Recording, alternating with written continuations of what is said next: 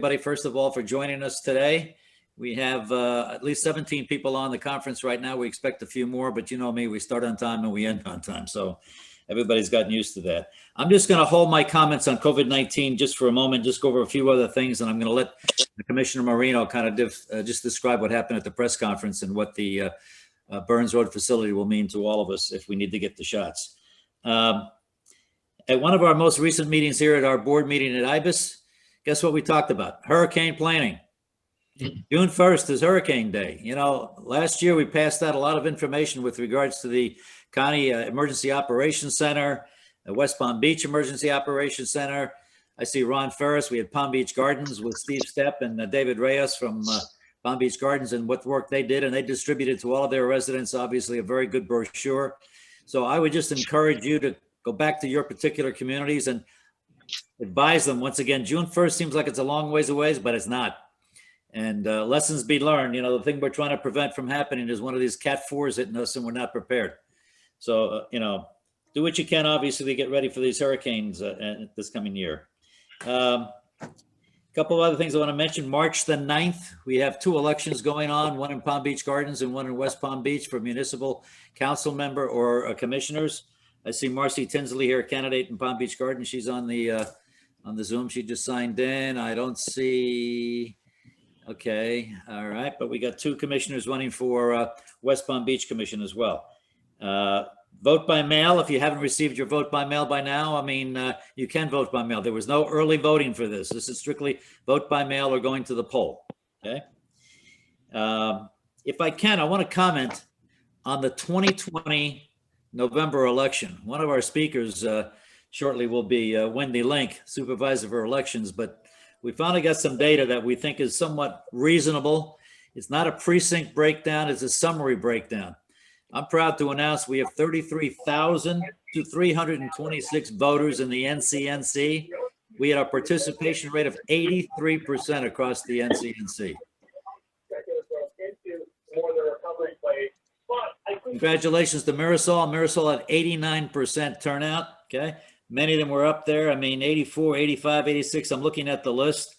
What we'll do is we'll send out your individual voter results for the November election. I know it's 6 months later, but even still, you might want to know exactly what happened. Now, that happens to be the turnout across the presidential general election. Okay. So you'll see numbers that'll be presidential only. We're not going down into the precincts, and Wendy will describe why we can't necessarily do that at this point in time, but that may change in the future. So congratulations to everybody for getting the turnout. That's terrific. Next item administratively, our annual meeting for the NCNC is March the 23rd. We've got a target time starting at 8 o'clock to 9 o'clock. But we're after a very special speaker. We've got all kinds of people trying to reach this person to see if he can make it. It's a Zoom meeting, by the way. So Camille will get all the information out to you, obviously, as to exactly what's going to happen. And if this keynote speaker commits, we may give him as much time as he needs to obviously address us in terms of what we want to hear from our governor. That's who we're after, the governor. I see Don Kozlowski. Don, you got any connection up there through FP&L with the governor? Yeah, I tell you, Sal, actually I'm double time, and Dennis Grady's talking about his involvement at the chamber. So I got 2 meetings going. So I'm trying to follow you both. All right, no problem. But we'll get you the details, obviously, once we get a firm commitment. If we don't get, you know, Governor DeSantis, we're after Jim Petronis, the Chief Financial Officer. We've got about 3 or 4 different people trying to obviously get them to commit. And since it's a Zoom, they don't have to travel anywhere. They can take it from wherever they will be. Okay. Last item, administratively speaking, if you haven't paid your dues yet as a community, we'd appreciate it. We got about 5 or 6 communities that's still lagging out there. So I'm not going to mention who they are. I think you might know who they are. All right. We would appreciate that. And lastly, I want to thank Don Kozlowski for FP&L. They stepped up to the plate here to kind of sponsor, you know, once again, us in 2021, along with obviously our hospital friends at Palm Beach Gardens Medical Center. So with that. Sal? Yes, ma'am. Minutes and treasury. I know, that's where I'm going. Oh, okay, perfect. with that, I need to have you approve the minutes for the February meeting, came out of the January meeting. I'm sorry, the January minutes. Do I have a second? I move that we motion? approve the minutes for the January 2021 meeting. Second? Second. Ayes? Aye. Any nays? Okay, so approved. Treasurer's report, do we have a motion to approve? Same. I move that we approve the January 2021 Treasurers Report. Right. Second. Okay, ayes? Aye. Okay, so moved. Okay, great. Thank you very much. Appreciate that. Okay, we got a very interesting program today. Let me see where Jennifer is. There she is. Okay, great. All right. Okay. Welcome, Jennifer. Don Kozlowski gave a nice overview in the January meeting of what FP&L is trying to do with respect to strengthening our grid and preparing our grid, obviously, for the upcoming season and so forth. And during the course of that presentation, there was a discussion briefly on solar. And I think David Dinnan made the reference to the fact that he's a customer of FP&L using their Solar Together program. And I think he's got FP&L coming out to present to their board to see, in fact, what they want to do maybe as a community. Yes, So Don pointed me to Jennifer Schaefer, and Jennifer is going to take us through what FP&L is offering. And perhaps you might want to think about taking advantage of it, not only in your own cities, but in your own communities, but in your own residents as well. So Jen, you've got the audience. Oh, I'm sorry. No. I promised Maria. No, go ahead. No, that's fine. Let Jen go, because then maybe I'll get home in time to be in front of an actual computer. Okay, fine. Okay, Jennifer, you got it. Happy to help Maria out there while she gets to where she's going safely. Please don't get in any kind of car accident. I think I have a few slides that I sent in advance. Are we going to put those up? Yes, we are. Give me 1 minute. Thank you guys for having me come in. Our new program, FPL Solar Together, is a exciting new way for customers of ours to participate in the solar evolution that is taking place across the country and here in the state of Florida. I'm glad Don got to meet with you and talk to you about some of the exciting things we have going on in this program. So we will go ahead, and when you're ready, we'll skip forward a couple slides. We're getting a little feedback. If you're not speaking, can you put yourself on mute? That would be helpful. It looks great. Thank you. We'll go forward a couple slides. Today, FPL has a little over 2,500 megawatts of solar generation in our operating fleet. That's 34 individual large-scale solar energy centers spread throughout our service territory and into our recent acquisition of Gulf Power in the Panhandle. And you can see in the map where those locations are currently operating and where we have stuff in construction. And when we talk about large-scale solar, I'm talking about facilities like the photographs on the right-hand side of the graph, which show two of our large-scale sites. They are 74.5 megawatt sites. They cover around 500 acres per facility, 330,000 solar panels. And I believe each one can power something like 15,000 homes for a year. So these are large-scale facilities. And the advantage of building on scale and at large scale like this is that we can capture those economies of scale. And that's what we are leveraging to bring you the Solar Together program. So if we could go forward one, please. I have a great assistant today. Thank you so much. The FPL Solar Together program is a traditional community solar program that allows customers the opportunity to share in both the financial and the environmental benefits of solar. And it's designed and structured to work within our unique regulated market. These programs exist in other areas across the country, and quite honestly, we are late to the party for good reason. It has taken longer for solar to prove its value here in the Sunshine State, where you are fortunate to have some of the lowest rates and electricity rates in the country. As soon as it became a viable option for us to bring that solar online, we began the design of this program, and in 2020 it was approved by the Florida PSC. So if we go forward one more, I'll talk about some of the attributes of the program. So As a program participant, it offers you flexibility, convenience, savings, and provides a way for all customers to have access to solar. You're allowed to subscribe to a portion of one of our large-scale solar energy centers, offsetting up to 100% of your energy use. You'll pay a fixed subscription rate and receive escalating bill credits that represent the generation, your portion of those large-scale solar power plants generated. So the way to think about this is if you did it on your own, if you did rooftop solar, you might install 7 to 10 solar panels on your roof. You'd have a generating system you would have to own, maintain, and operate. Instead, you come together with a bunch of other people, and together you take part of one of our large-scale solar energy centers, and we are allowed to then capture the economies of scale that come with building 330,000 panel solar sites versus 5 or 10 solar panels. There's no maintenance or operational costs. We handle all of that for you because we're going to maintain and operate these large-scale solar facilities. No upfront cost to participate, no long-term contract. And should you move within the service territory, your subscription can go with you. So we tried to hit on all of the things that would make it flexible and convenient and offer you savings over time. There are a couple other little about the program. If you are a commercial entity and you have sustainability goals, we will retire the renewable energy certificates associated with your subscription, and that allows you to make claims that you are 100% renewable. I always talk about this in reference to commercial customers because they're the most likely candidates to have this, but as a residential customer, if you want to have the RECs, you may choose to have them retired on your behalf. And again, all that does is give you the legal right to claim that your electricity usage is from a renewable source. So if we go forward, I'm going to walk you through how a subscription works on the next page. We're going to talk about a 5 kilowatt subscription, but it works the same whether you subscribe to 5 kilowatts, 50 kilowatts, 500 kilowatts.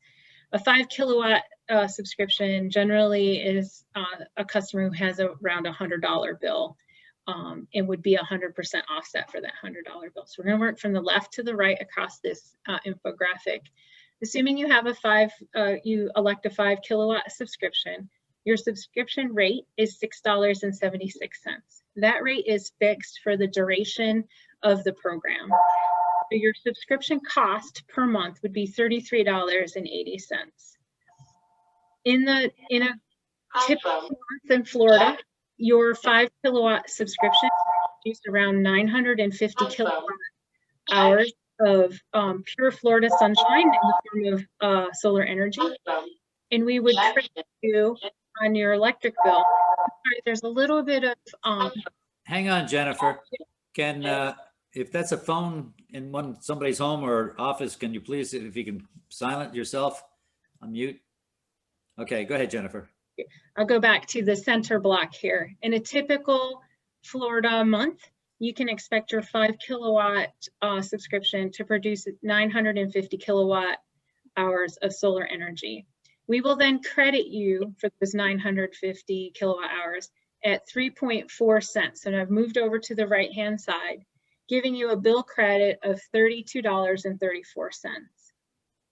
So you're paying on the far left $33.80 to be in, and you're getting a credit of $32.34. I'm pointing to the screen like you guys can see what I'm pointing at, but I think you get it. Meaning your cost for being in the program for 1 month is $1.46. Here's what's going to happen. Over time, the right-hand side of the graphic, that 3.4 cents is going to increase a little bit every year. And each year that it does that, that $32.34 number goes up along with it. So that over time, the right-hand side of the graph will be more than the left-hand side of the graph, thereby giving you bill savings. And we can see that if we go forward on the next page, I have a year-by-year summary for you. So on an annual basis, in year 1, you would expect to spend right around $400 for your subscription and get a little less than $400 back in a credit. Go forward to year 4, the gray bar, it stays the same, a little around $400, but notice that the green bar now is about equal, another $400. So you've netted out, and then every year thereafter, the green bar is taller. You're getting more benefits, more saving, more credits than you are cost to be in the program. And the bottom graph just shows your cumulative net cost. So it cost you around $14.78 for the first year, but by year 7, you've moved into the green. So your total costs to be in the program are less than, or your total costs to be in the program are less than the total credits you receive. Sorry about that. And by year 15, you would have saved a total of $386. The program goes on beyond 15 years. I've just truncated it here to give you the example of how the credit and the cost function. So the idea here is to leverage our ability to build on scale, to bring you a solar program that allows you to invest a little bit of money and get a solar benefit on your bill that accumulates over time, just as you would see if you were to invest in your own solar facility on your roof or in your backyard if you had yard space, right? You're going to put out some kind of money up front to install the system, and then over time, your electricity bills will be lower because you're generating yourself. This does the same thing, only you don't have to build, own, operate, or maintain any type of solar generating system on your own property. I think that might be my last slide. What I like to do, yeah, I'll leave you with this. This is our website. You can go here to learn more. We're going to send a version of this deck out. There's also a brochure that gives a little bit more detail that we can also send around. And so I'm free to answer questions for 5 or 10 minutes, however long you want to do that. I am happy to be here to answer those questions. Any questions? If so, raise your hand. Okay. Oh, come on. Someone has a question. No, like this is ever without a question. I wanted to give them a chance to ask. Let me, I'm rather going on an age. If I was to take something like this, I'd have to wait 8 or 10 years before I would get any real return on this sort of thing. Would it pay for me to do it at this point in my life, to be honest with you? We estimate that your payback would be about 7 years. So okay. I'm 80 years old.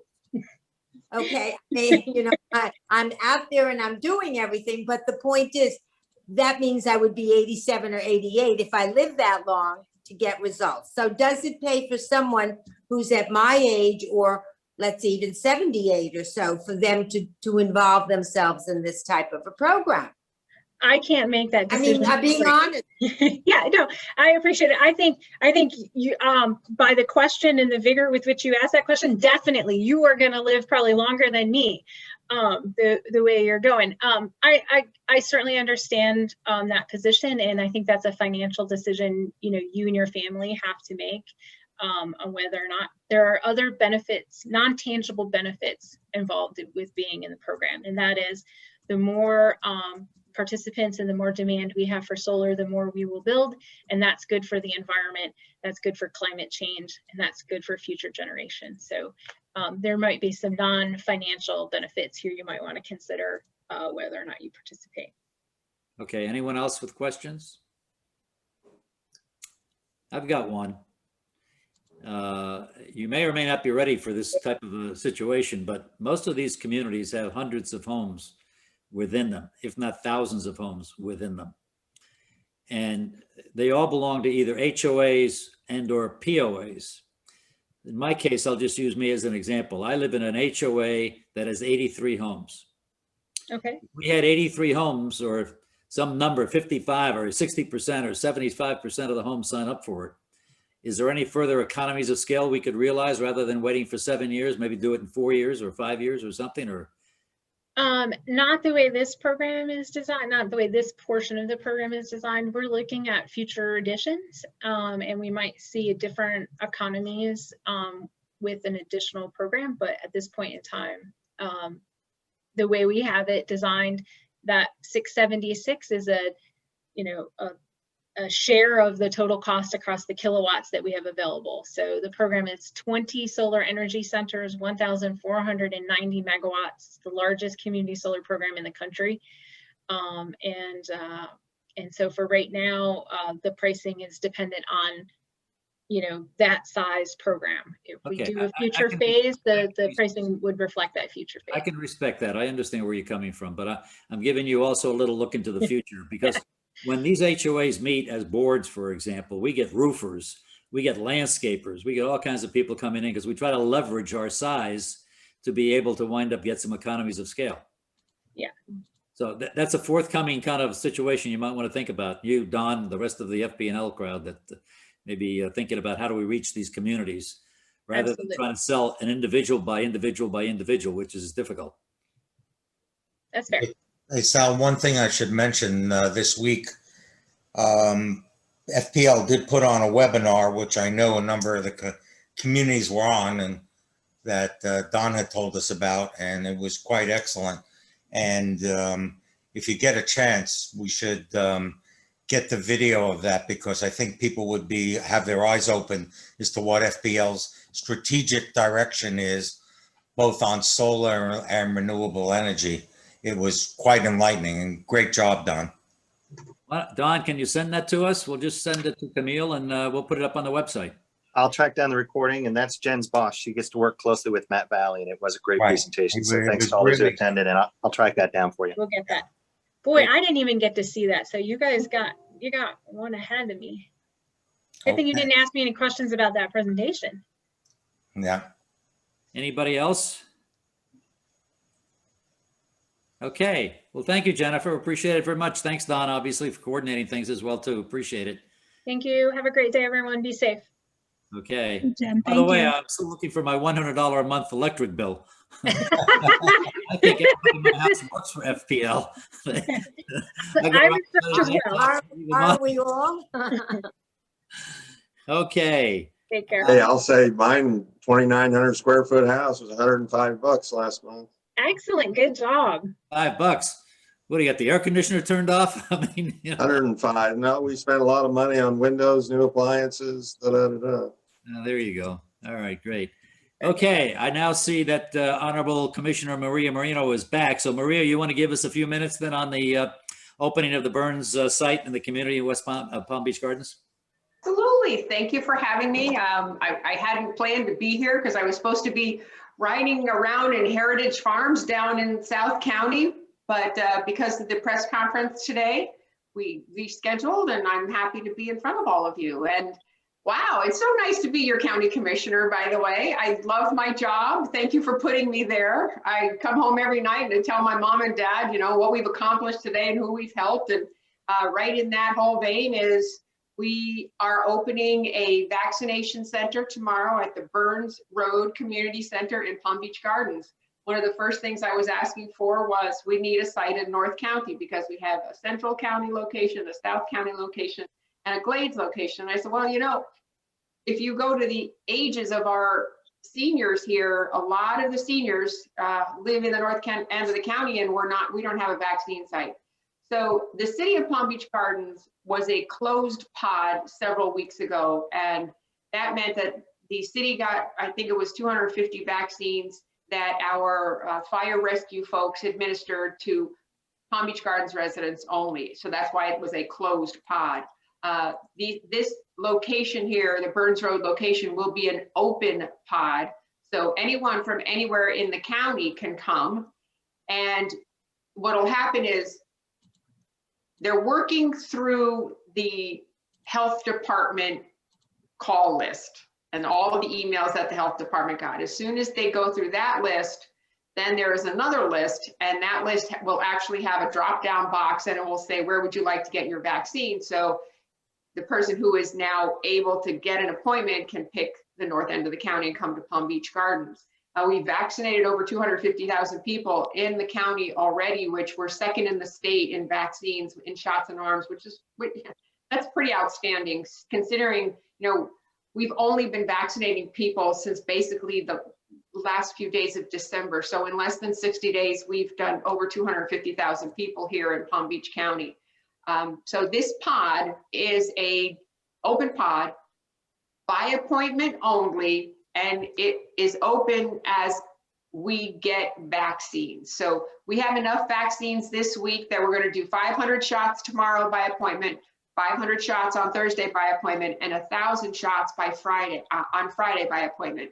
The Burns Road Community Center has actually 2 gymnasiums, but we'll only be utilizing one of them, and it has an auditorium. So when we are able to get more vaccines, we'll be able to use the auditorium too. And the good part about this location is that it is indoor, it's air conditioned, there's lots of space. You know, when you have outdoor tent situations, you don't know what's going to happen in the summer if we have high winds or storms or anything like that. So this was a great location. We had also looked at Palm Beach State College and the parking lot at FAU for North End locations, but it just turned out that this one worked out the best. And hopefully we'll be able to get our seniors in the north end of the county taken care of, not having to travel down to either the South Florida Fairgrounds or South County. Other than that, we had Dr. Alonso and Darcy Davis were speakers also today at the press conference.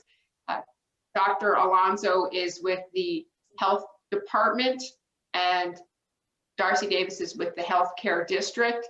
And one of the things that I like to stress is that the county, and you all are the county, you all elect the Board of County Commissioners. So that Board of County Commissioners has about 40 different departments underneath it. And those departments have departments. Because when I look at my 1,300 page budget, you know that there's a lot of departments. However, the healthcare district and the Department of Health are not any of those departments. We do not fund either one of those agencies. So when you hear about vaccines, the county is not driving the bus. We are here to offer logistics, as in the Burns Road Community Center, as in the South Florida Fairgrounds. We can offer our services with our fire rescue, paramedics, our school nurses, and students that are in training to be nurses, but we are not in charge of the vaccine and getting the vaccine here. So that is something I want everybody to realize, because everybody says the county is doing this and the county is doing that. We're not driving the bus. We're a passenger in the bus. We're in a support role here. But I think when we bring together all of these agencies, we're doing a pretty good job. And here in Palm Beach Gardens, we're partnering with the healthcare district, the Department of Health, Palm Beach County, and Palm Beach Gardens. And I'd like to thank the electeds from Palm Beach Gardens that were there today. Rochelle was there, Chelsea was there, Mark, you were missed. Carl was there, Ron Ferris. So we had a good turnout. We also had several of our county staff there. Virginia Baker was there, and it was really well received, and it's going to have a nice flow. And, you know, I just want to say thank you, because it's been like 300 and, oh gosh, you know, almost 330 days that we've been into this. And, you know, with your patience it's very important. And also your input has helped guide us through this whole process. So I just want to say thank you to all of you for all of your patience. Thank you, Maria. Does the Vice Mayor of Palm Beach Gardens wish to say something? Rachel? Rochelle? Hi, everybody. No, it was great to be there with the county, and we thank Maria for her working so hard to get this for us. And as soon as the vaccines come in, we'll be able to do more. So again, like Maria said, please have patience. Tell the people in your communities that they need to have patience. The governor announced today that teachers over the age of 55 are next on the list. The county is not prepared, from what I understand from Dr. Alonso, to do that until we get further into our 65-year-olds, but that doesn't mean there won't be other locations for the over 55 teachers. He also has to do a new executive order for that, which hasn't been done yet. Yeah. So once that comes along, they're the next people on the list. So. Okay, Thank I see you. some other representatives from Palm Beach Gardens. Chelsea, you want to say something? Oh, I'm happy to. I just want to thank Commissioner Marino for really helping us broker this relationship between the city and the county. You guys have all taken your time to learn about different things that the city of Palm Beach Gardens or other municipalities try to do with the county. And Maria's come in and has been a real advocate for the North End. And I just want to thank her for working so hard to represent us and doing such a great job of it. We are so proud of you and appreciate it. Thank you, Chelsea. Bring everybody together. Want to say something, Mark? Commissioner Marciano? No, I'm sorry I wasn't there, but I'm sure you guys all held down the fort. I wasn't able to change my schedule, but this is how community works. We've all been getting a lot of requests and questions about it. So thank you to the healthcare district, Maria, the city, obviously, city administration, and just let everybody know. I mean, I know we all send out our weekly reports, and I think we're all going to send one out here today to everybody that we know that that the website is up and this nightmare is soon going to come to an end. So thanks, Sal, and thanks everyone for doing it. No. Well, great job, guys, by everybody. I mean, it's a team effort to kind of make it seamless, because at the end of the day, when the resident gets that little shot in his arm, I don't think he looks at it and says, oh, it's Palm Beach Gardens, it's Palm Beach County. He just said, thank God I got it. My wife and I just got ours last week. And of course, our second one is due March 16th. So we're happy about that. So, okay. Any other comments on the vaccine site here? Anything that? What's the website? How is it? Burns Road Community Center, or how do you pick it up? I mean, Well, Burns Road is not the website. Burns Road is just the site where you will go to get a vaccine. If when you get an appointment, you can make a choice. Yeah, but how do you what do you go on to get the appointment in this area? I mean, do you just go on to the health center or what? What you're going to do is you are going onto the website www.vaccine.hcdpbc.org. So it's vaccine.hcdpbc.org. I'll put it in the chat real quick. Perfect. Yeah, it's basically short for Healthcare District Palm Beach County.org. hcdpbc.org. What's going to happen right now is they're still going through the email addresses that they received when they first went live at the end of December, beginning of January. So as soon as they get through that entire list, and it's whittling down quite quickly, because what they have found is a lot of people went on that site and checked in more than once. And I know my parents, they checked in probably 5 times because they were waiting to get a response, because originally they were responding to people. So people didn't realize that they got their email, they just hadn't responded yet. And I mean, if you remember when Obamacare came out, it crashed immediately. So the healthcare district and the health department have been doing their best to try to come up with a system that works. So once they work through that list, then they have this other list, which is vaccine.hcdpbc.org. And that will be the list that will actually have a drop-down box, and it will allow you to choose which location you want to go to. So that was a long-winded answer, but I hope it was helpful. Thank you. Thank you. Thank you. Okay. Okay, we're going to move on from being vaccinated and being elected to to something we've been working on for the last several months. And thanks to Camille and her hard work. I mean, this is really a piece of work that obviously takes a lot of dedication and tedious kind of looking at details and whatever. We've redesigned our website for the NCNC. So Camille is going to take you through the new design of the website. And the reason why we're doing this is we're going to use the website going forward as our repository of information, communications.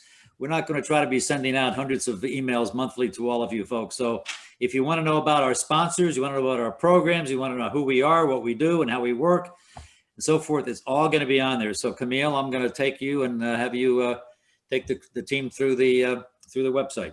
Okay, here we go. I'm going to share the screen.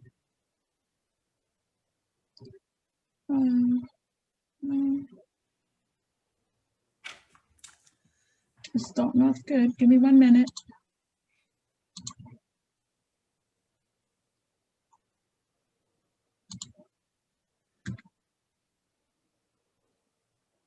Sorry about that. 1 second, everyone.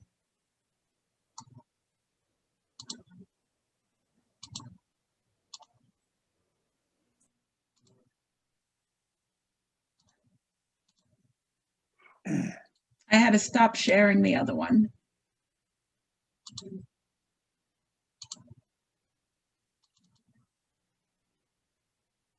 Okay, here we go. Here is our new website. It's still the same name.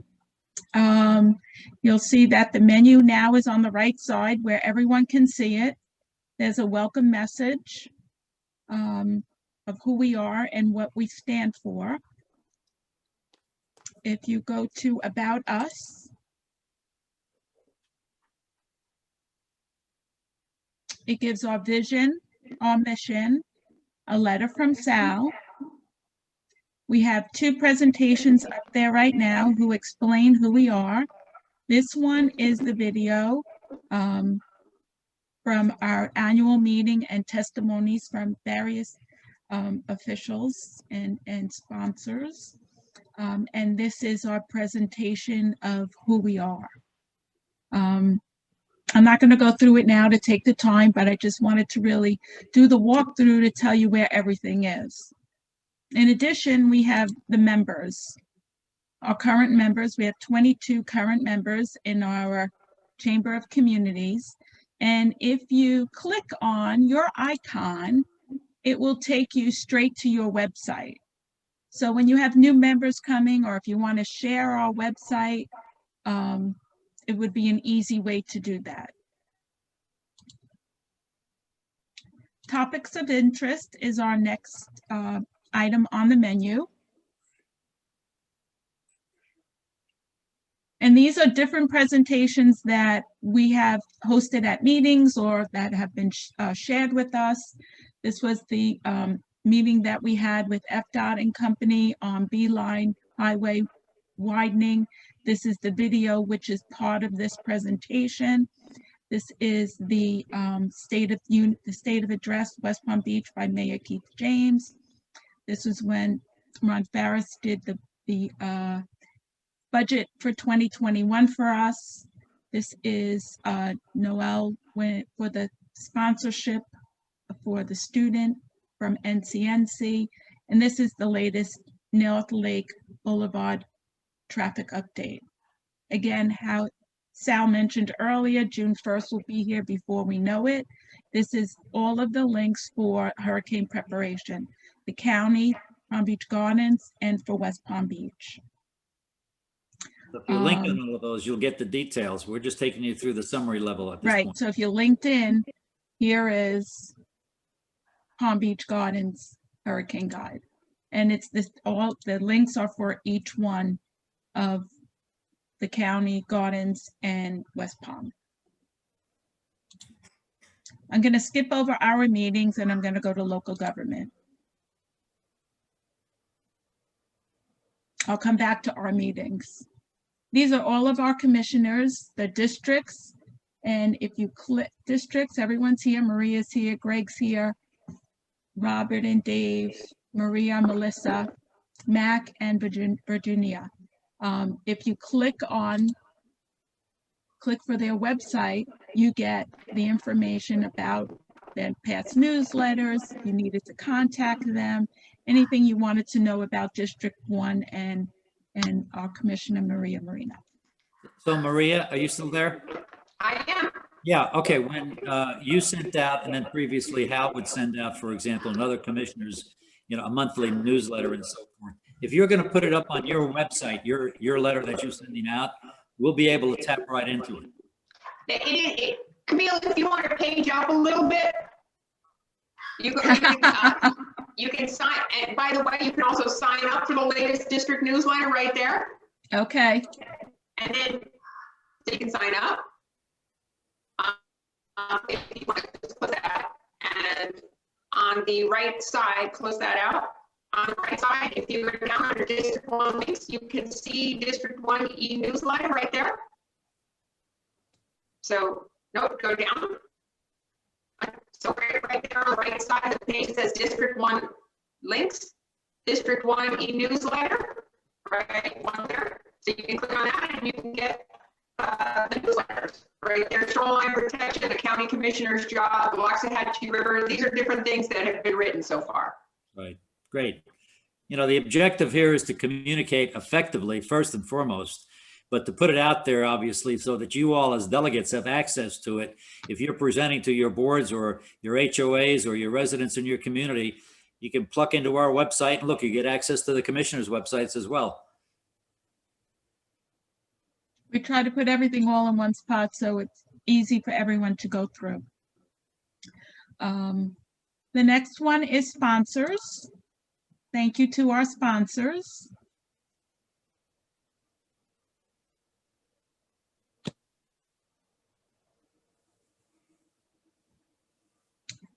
We have Palm Beach Gardens Medical Center as our exclusive title sponsor. We have our platinum sponsors, FPL, Mirasol, and IBIS, and the contributors.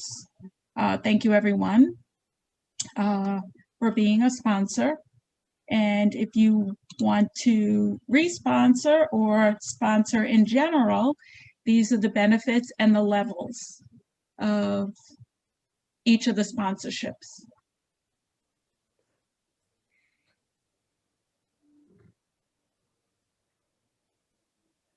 And you can always just contact us right here or send Sal or I an email or a telephone call, however you like to do it. Contact us is on all of the pages, and you just put your information and then we get back to you. And then just to go right back to our meetings, this is where instead of you getting the agendas and the minutes and the attachments all in an email, they are now going to be on the website. So for our last meeting, January, you would click in the agenda column. And here is the agenda that we had.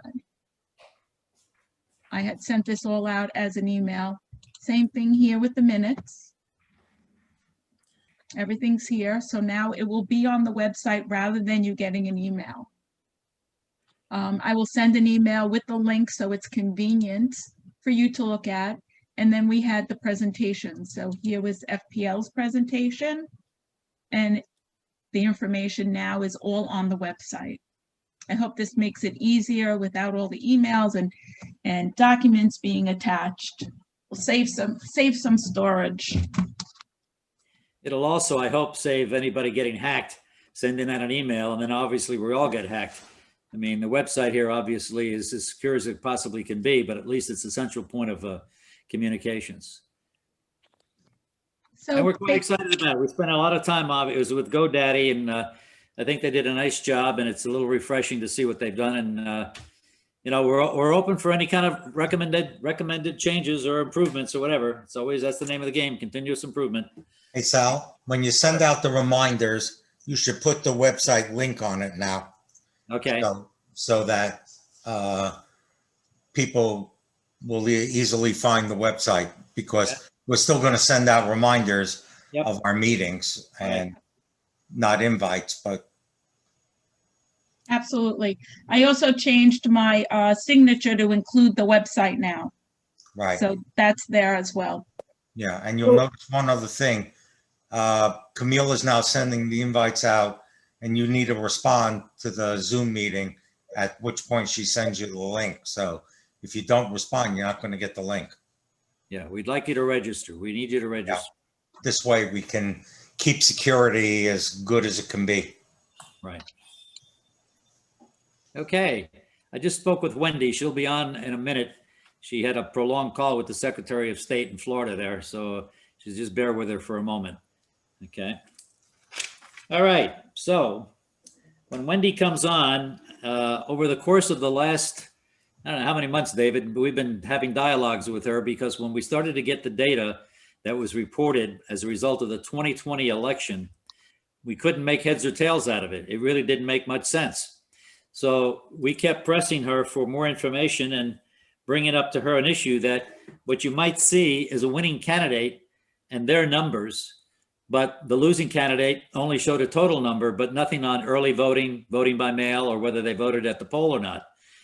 She was telling us that if there were provisional ballots in that particular precinct for that candidate, anywhere between 1 and 29 provisional ballots, the state legislature had changed the law to the extent that they did not report, you do not report on that candidate, which we found really didn't make a whole lot of sense, very honestly, because if you're a candidate and you're trying to design your campaign to run, you want to know, based upon some history, are your voters or your constituents in your district, are they voting by mail? Are they voting early voting? Are they voting at the poll? You can shape your campaign around that. So we thought it would be very helpful to candidates who are trying to run for office, not alone people to understand what the results of the election happen to be. Yeah, So, this was especially true for, if you look at all of the precincts, many of the precincts, you're going to find that the Republican data breakdown is non-existent, only Democratic data.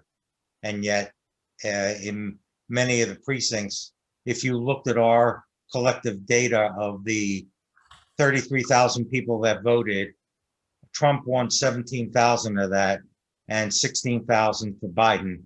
And yet you can't see the detail on how that breaks down because of this state issue with provisional ballots. So it's been a chore, because from a credibility standpoint, you know, we as communities really try to get out the vote. And as you could see, we did have an 83% active voter turnout. So it's very important for us to share this kind of data at the precinct level with all of our communities. So that was. And our whole goal is, after all this education on issues and so forth, and introducing candidates to us without being political in that respect, I mean, our goal is voter turnout. Who you vote for, I don't care, so long as you get out there to vote. And I think we were achieving that goal, but it was either interesting that we were getting pushback that we didn't understand, and we kept saying, no, you don't understand. And I'm going to read to you the first sentence from Wendy's note to me. She said, I'm here, by the way. Okay, hey, Wendy, Hey. I can let you take it over, because obviously you've heard some of the discussion. Wendy's been very helpful trying to understand what we meant by what we asked when we first approached you with regards to the data on the precincts. So I'm going to let Wendy Lenk, the Supervisor of Election for Palm Beach County, give us a perspective on what's going on in her office. Great. So I know it is frustrating, and we've had, you know, you aren't the only people who have asked. And I think that it's not just, like I said, certainly not just Palm Beach County, because this is a statewide, you know, statute that applies to all counties. And so the one thing that the Division of Elections did determine going forward is, and it will still not help you in your precinct breakdowns, but in summary, we will be able to provide some of this information in summary form. Now, even doing it in summary form is, in some of our smaller precincts, going to put the voters' confidentiality of their vote at risk, but that's what the state is determining to do. But right now, the way it stands, it's usually a provisional ballot, but it isn't only a provisional ballot. If in any one of the ways you can vote, and there are 4 ways, as you see, you know, voting by mail, voting in person on election day, or voting in person early voting, or a provisional ballot. So if any one of those 4 categories has between 1 and 29 voters, then we are not permitted in the precinct breakdowns, we're not permitted to provide anything other than dashes. And that's why those dashes that you see for that, because the thought being, for example, Sal Fosso, we know in his precinct, he voted provisionally because that's public record. People can get that information. All the candidates can. So then when the breakdown comes out, it shows 1 provisional voter for, you know, Joe Smith. Everybody's going to know Sal was the only provisional voter, and Sal voted for Joe Smith. And so that's why, because we can see that Joe Smith had 1 provisional vote. So that's the reason they've said between 1 and 29 voters. And so that is, you know, where they came up with that number, I don't know. If there are 0 voters in a particular, you know, in any of them, that's okay. But if it's between 1 and 29, it can only show the dashes. Now, because all 67 counties are on the same system, VR, you know, systems now, the system itself, when we put all the data into it, we don't go in and hand put these dashes in. the system provides those. So I don't even have the ability, when I take the information that we receive and put it directly onto the website, it is complete with dashes in those appropriate things. And that's designed so that no supervisor makes a mistake, puts out something that has 14 votes or something like that. So it is, that's the reason you're seeing it that way. And that's the reason that it'll be different for two different candidates. Now, in your area, you have, because tends to be the northern area is more Republican. So more of the Republicans would have had some of those votes, and you're going to then therefore perhaps see more of it in Republican candidates. But it's in the summary form, and I went ahead and sent to Sal because he and I had so many requests. I treated it as a public records request, and I sent to Sal that he could forward to you all if you wanted what's called the EL45 report. And that report gives the information that we will be permitted to give in the future on our website, which is in summary breakdown, but it isn't in precinct breakdown. So, Wendy, if I could just comment on that, I went through that EL45 report. It's a data dump. There's no format. I mean, it just comes out as, I don't know what it's telling me when I'm looking at it, to be honest with you. okay, yeah, that's a form that we have to submit to the state. And it really provides everything in the same summary format. So I thought that it does give it more of a breakdown than what's on the website. Not a lot more, but it is what we'll be allowed to put on the website. So for example, for the March elections, in the summary format, we won't have to do the breakdown, and we won't have to do the dashes. Wendy, this is David. Yes, one of the challenges I think you faced this year was clearly the renewal of the polling locations and getting the communities to step up. And I would tell you that as a result of this, many of the communities that have polling locations began to question, given that they see that the turnout at the polls are relatively low, 54% of the NCNC voters, which was a total of 33,000. 18,000 of those were vote by mail, right? And only, I think about 6,000 were at the poll. So the challenge, if we don't have total transparency on this data on both parties, is it begins to cause questions within the community as to why we support these things, and ultimately what's the benefit, given that most of the voting is occurring outside, as well as the candidate information itself. Because as we look down most of the precincts, as you said, the Republicans were dashes, and the Democrats had all their data. So it was kind of challenging to explain to the communities that the Democrats didn't have provisional voting. But well, it's not just provisional voting. And I say, we usually call it, we usually assume it's going to be a provisional vote because obviously there are fewer of those. Right. But it could be any one of those categories. So it could be election day, early voting, or in person that has between 1 and 29 votes would cause the dashes across. It's most often going to be caused by a provisional ballot. But again, that isn't necessarily the case. Yeah. Okay. Yeah, but to have 20% of our total voters going to the poll and the balance doing it either early voting or vote by mail does raise the question that David's talking about. It's a big expense to all of you to have these poll workers volunteer. And I know they're paid, but they're paid minimum for all intents and purposes. Oh, come on. We gave them $420 if you were the clerk for the day. Hey, okay. It's another stimulus check. Here we go. Yeah. But I understand your point. I do.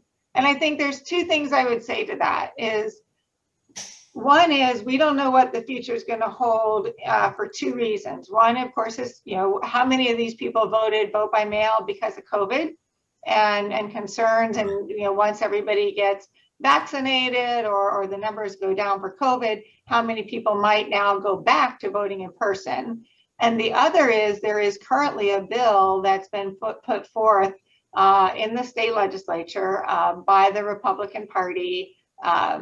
Senator Baxley is the chair of the Elections Committee, and it's his bill. and it did pass along party lines with the Republicans voting for it, Democrats voting against it. It passed out of committee, and what that says is it's got three parts to it. One of them being that instead of having vote by mail being eligible for 2 election cycles, it will only be eligible for 1 election cycle. And the bigger issue for us is that it says anybody who signed up for vote by mail in 2020, which is of course most of them, in Palm Beach County, we have 500,000 requests, they are effectively wiped out, and people will have to start over with vote by mail requests. And so that would mean that we would go from 500,000 requests to 0 requests upon the passage of this bill if it passes.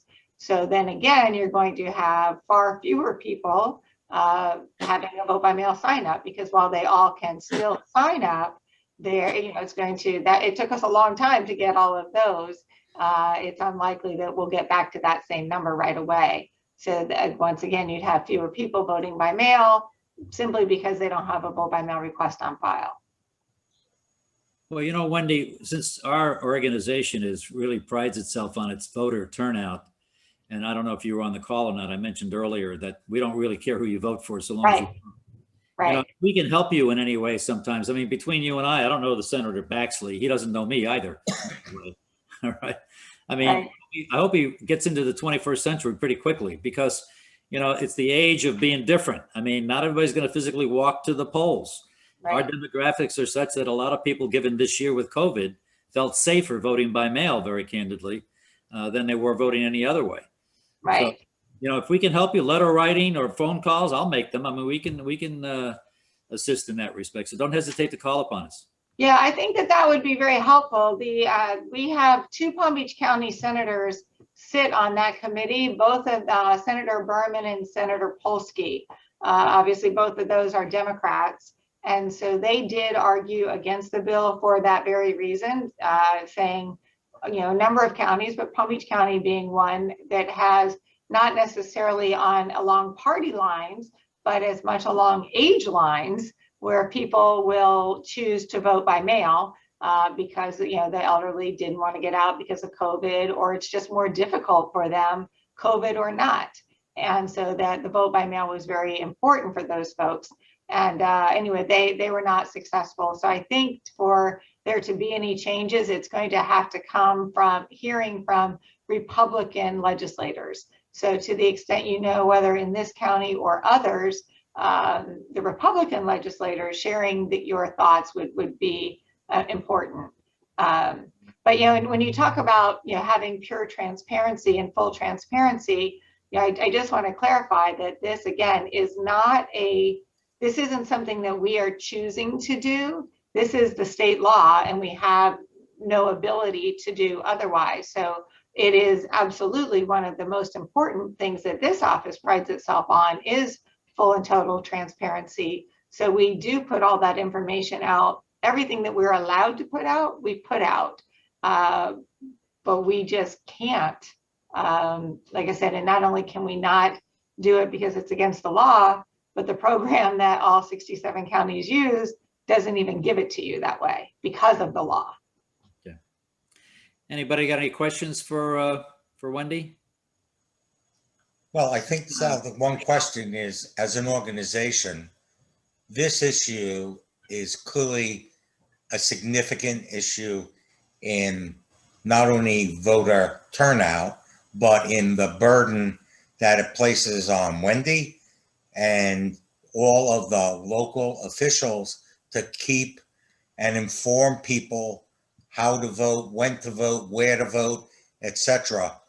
And I think that we're all gotten very conditioned right now to using Wendy's site, which makes it very simple and easy to get absentee ballots and to sign up for that. And that's about to change. And if we are against that or concerned about that, then maybe a petition or maybe some communication that we all agree on as an organization should be sent to our representatives, especially the Republican representatives, because otherwise my sense is this is going to pass.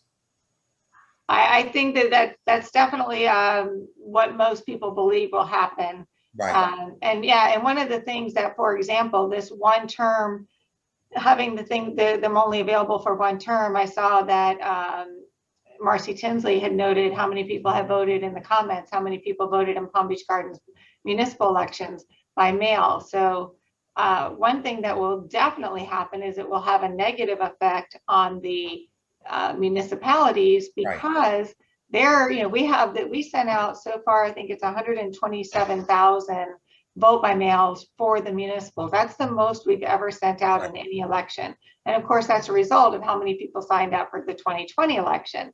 If we had to wipe those clean at the end of the year, which is what this bill would require, once that general election was done, we would have very, very few people who signed up in January and February for vote by mail for the new cycle, meaning that you're going to have even lower turnout than for the municipals, and that's not good. You want to have good turnout. So we have about 25,000 ballots have come back by mail already throughout for the 19 cities we have. So we're at about 18% already vote by mail return. And that's pretty good for a city election. Yeah. Because we still have a lot of time for more to come in. Right. Yeah.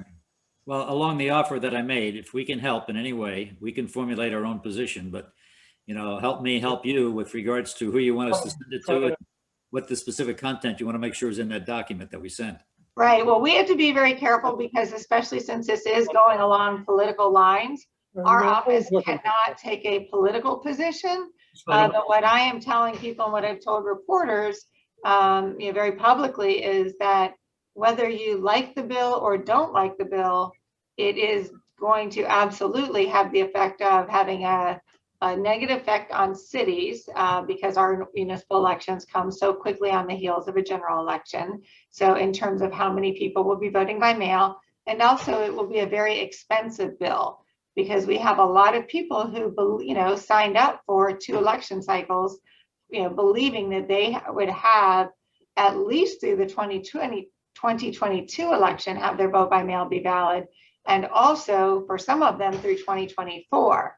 And now we need to notify them to say, hey, the law has changed and your vote by mail request is no longer valid, notwithstanding that you believed it to be valid through either 2022 or 2024.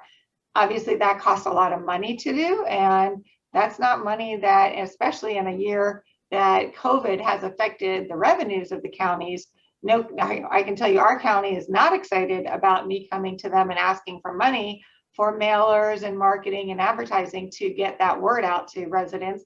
But I think it is going to be imperative on us to do that because we have to let people know that the law has changed and that this affects what they believe to be the case. So I think that the expense of it is important.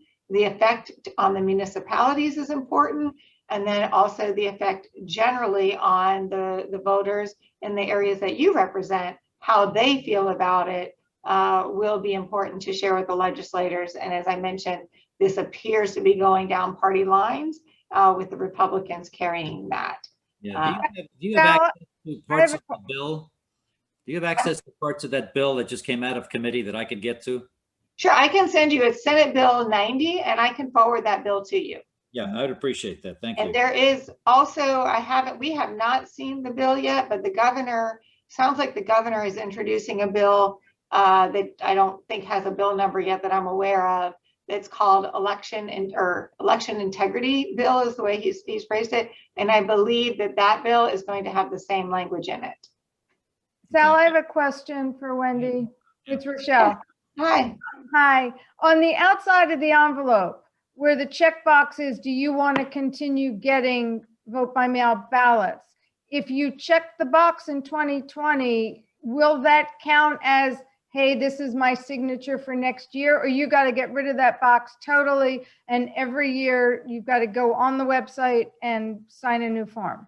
Right. Well, for the way, and it's really going to depend on what the language in the bill says. The way it is now, we would not be able to count any of those that we got from the 2020 ballots And I can tell you, because we were scrambling to get there, because we had 388,000 ballots returned. Registration. And so we just got all those check boxes put in. So we would have to delete all of those, but not that it's a huge amount, but as I mentioned, we've sent out 127,000 vote by mails for March. And we have the check boxes on those as well. Now, our normal practice is going to be that we will only have those check boxes in general elections, but because of what's happening now with the potential for this bill, we thought at least it gives us a start with people. So we do have the check boxes on the ballots that we're sending out now. Like I said, so far it's about 127,000. So to the extent people return those and check that box in 2021, we would not have to delete those. Okay, that was the question. Okay, great. So 2020. Thank you. Anybody else? Okay, Wendy, thank you very much. I know you got off that call with the Secretary of State. So. Yeah, we're trying to weigh it all, and I wanted to make sure that I knew, where we were with that, to make sure there are any updates on where we were going to stand with your dashes and everything. Because I knew from talking to you, Sal, that this was obviously very important to your group, but that is still currently the state's position, and I say without a change in that. And in the past, that had been only if it was 1 to 10 voters. And so it didn't really show up very often because it was very infrequent that you would have 1 to 10 voters that would fit into that. But with 1 to 29 voters, it captures a lot more people. So that is the new legislation. It was the first time that it was effective was in 2020, which is again why you're seeing that change from what you've seen previously, because this was the first year that it was valid. Well, great. Well, thank you, Wendy. I know you're a busy lady, obviously. I appreciate the opportunity to clear things up anytime we can. So thank you for having me, and never hesitate. I'm always happy to get on and tell you what we're dealing with. Okay, great. Wendy, and congratulations on going through November without a glitch. Thank you. Terrific. Yeah, our office worked great on that. So we appreciate that. Well, we didn't hear anything, any news media that there was any problems. Yeah, no news is good news. And I promise you, they were all over the place. So if there had been anything, you would have definitely heard about it. Congratulations. Wendy, yeah, thank Wendy, you. Yeah. I just want to say thank you for all you're doing, and thank you for the tour the other day. And I have to tell you all that wonderful staff over there. And just to see Wendy's interaction with them. This is not what I heard from the Supervisor of Elections previous. So she has hit the ground running and really has a good relationship with her staff. And that's really what you need, because she's on a first name basis with everybody over there. And that means she's taken the time to really learn her job and learn the people around her and help support them in what they do. So I just wanted to say that. Well, Wendy, I think you've heard it firsthand from not only Commissioner Marino, but this whole coalition, all these delegates that are on this Zoom meeting here today take a great deal of pride on trying to achieve our goals of getting maximum voter turnout. So I thank all of them for working hard in their respective communities. And for the candidates, obviously, Marcy's been out to a lot of the communities. We take it seriously. This is not only our democratic right, it is the soul of our organization to get people out there to vote. If they understand the issues and they're more informed, they're going to make a better voting decision.